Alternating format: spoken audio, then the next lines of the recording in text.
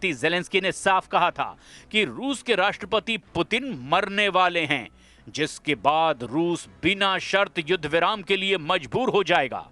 यहां तक कि फ्रांस के राष्ट्रपति मैक्रों और ब्रिटिश प्रधानमंत्री कीर स्टारमर ने भी रूस को धमकी देते हुए कहा था कि रूस कभी भी यूक्रेन को नहीं जीत पाएगा।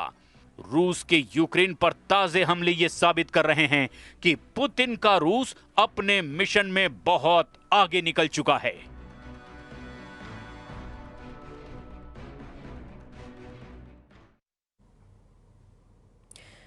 डोनाल्ड ट्रंप ने हमास को 72 घंटे दिए हैं। इन 72 घंटों के अंदर हमास को इजराइल के सभी बंधक वापस लौटाने हैं, लेकिन नेतन्याहू और हमास के बीच युद्ध विराम किसी भी वक्त टूटने का खतरा है। ऐसे वक्त में पुतिन ने नेतन्याहू को लेकर ऐसी बात का दावा किया है जिससे साफ जाहिर होता है कि ईरान को लेकर इजराइल घबराया हुआ है। देखिए स्पेशल रिपोर्ट को।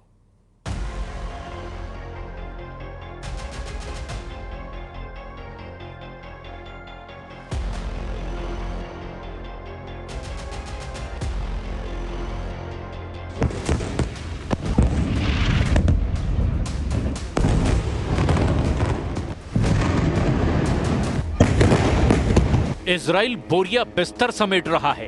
गाजा में ट्रंप का पीस प्लान नेतन्याहू की बमबारी पर भारी पड़ा है, लेकिन नेतन्याहू की जो युद्ध वाली नाक ऊंची थी, उसकी शक्ल सूरत 24 घंटे में पूरी तरह बदल चुकी है।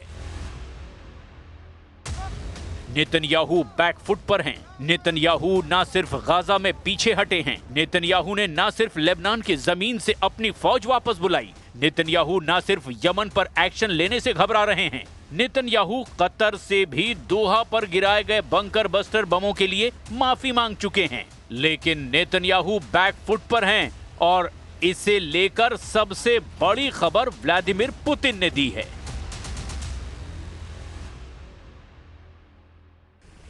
व्लादिमीर पुतिन ने बड़ा दावा किया है। दावा ये कि इजराइल ने उनसे गुजारिश की है कि ईरान को एक मैसेज दे दें। मैसेज ये कि इजराइल अब ईरान के साथ युद्ध नहीं चाहता। यानी इजराइल पुतिन के जरिए खामनेई से कह रहे हैं कि अब वो युद्ध नहीं करना चाहते। यानी इजराइल पुतिन के जरिए खामनेई से कह रहा है कि अब वो युद्ध नहीं करना चाहता। पुतिन का ये दावा नेतन्याहू को लेकर बहुत बड़ा सिग्नल दे रहा है। 13 जून को ईरान और इजराइल का जो युद्ध शुरू हुआ था, जब ईरान की मिलिट्री लीडरशिप को एक झटके में इजराइल ने खत्म कर दिया था, और उसके बाद ईरान के मिसाइलों ने वही हाल तेल अवीव और हाइफा जैसे इजरायली शहरों का किया।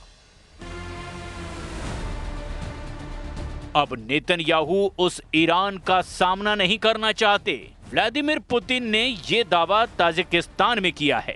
राजधानी दुशांबे में सेंट्रल एशिया रशिया के बीच शिखर वार्ता के दौरान पुतिन ने ईरान को लेकर इजराइल का रुख बताकर सबको चौंका दिया। ईरान को लेकर नेतन्याहू का नया खौफ वर्ल्ड मीडिया में सुर्खियां बन रहा है। पुतिन के हवाले से यही खबर छप रही है कि नेतन्याहू अब ईरान से युद्ध नहीं चाहते। ईरान को लेकर नेतन्याहू की मजबूरी क्या है? ईरान को लेकर नेतन्याहू क्यों इतने बेबस नजर आ रहे हैं? इस वक्त नेतन्याहू की स्थिति गाजा से लेकर तेहरान तक क्यों कमजोर नजर आ रही है? इसे समझने के लिए पुतिन और नेतन्याहू के बीच 7 अक्टूबर को ही फोन कॉल की कुछ डिटेल समझ लीजिए। इस फोन कॉल को लेकर रिपोर्ट है कि नेतन्याहू ने पुतिन से कहा कि आप ईरान को फाइटर जेट और बाकी हथियार ना सप्लाई कीजिए, और ईरान और रूस के बीच इस वक्त सुखोई 35 की डील को लेकर बात चल रही है। रिपोर्ट है कि नेतन्याहू ने इशारा किया कि अगर आप ईरान को हथियार सप्लाई करेंगे तो इजराइल यूक्रेन को हथियार पहुंचाएगा। इस फोन कॉल की सबसे अहम बात यह है कि नेतन्याहू इस वक्त कमजोर नहीं दिखना चाहते। वो बताना चाहते हैं कि गाजा से लेकर ईरान तक युद्ध को लेकर जो कुछ हो रहा है वो उनकी शर्तों के हिसाब से हुआ है। हमास को लेकर नेतन्याहू ने ऐसी बात कह दी है जिससे उनके हमास के खिलाफ स्ट्राइक रेट पर सवाल उठना लाजमी है। חמאס הסכים לעסקה רק כשהרגיש שהחרב מונחת על צווארו, והיא עדיין על צווארו. החמאס הסכים לעסקה רק לאחר שתוכנית טראמפ שעליה הסכמתי עם הנשיא בוושינגטון, בודדה אותו בינלאומית באופן חסר תקדים.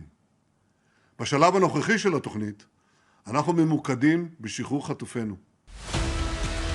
735 दिन के युद्ध में इजराइल ने गाजा पर 1,10,000 टन बम बरसाए।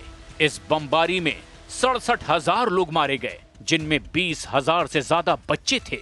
इस बमबारी में 2,500 परिवार पूरी तरह से खत्म हो गए।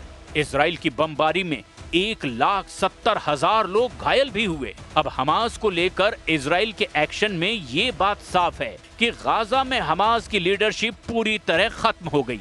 लेकिन इजराइल हमास के लड़ाकों को फिर भी खत्म नहीं कर पाया, क्योंकि गाजा में हमास के लड़ाके हमेशा इजराइल पर हमले के लिए तैयार बैठे नजर आते हैं।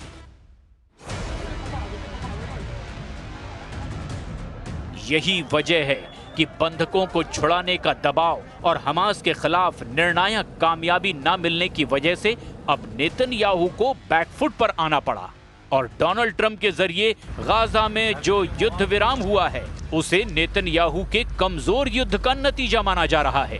तस्वीरें अब सामने हैं। इजराइल की सेना गाजा में अपना बोरिया बिस्तर समेट रही है।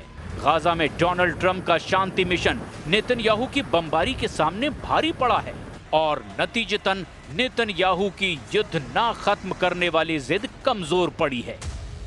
साफ है कि नेतन्याहू बैकफुट पर हैं।